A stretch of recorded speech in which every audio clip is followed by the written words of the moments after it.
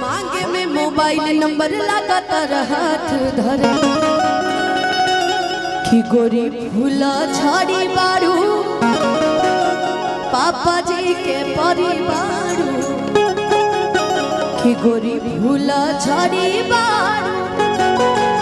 पापा के परिवार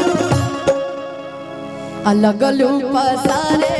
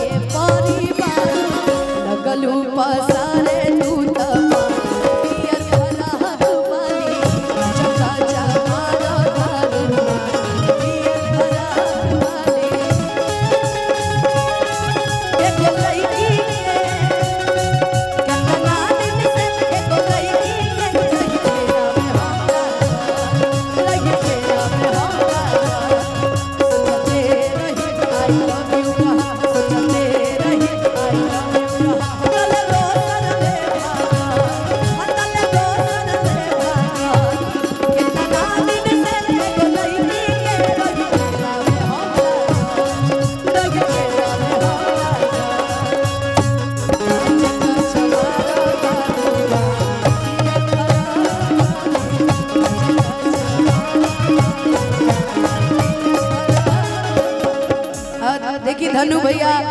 अब पूरा जितना भी रवि भैया भी हमारे एकदम जितना भी लोग उपस्थित बनी मंच में बहुत बहुत धन्यवाद। इतना सब प्यार करते दीपक भैया एमपी के दूसरे मालिक मेन मालिक तो ये बहुत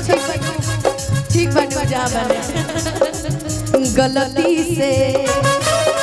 अरे गलती से ये जान टकरा गई हो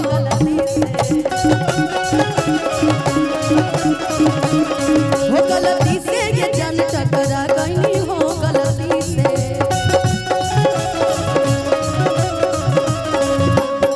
लड़की के देखी पगल आई बड़ा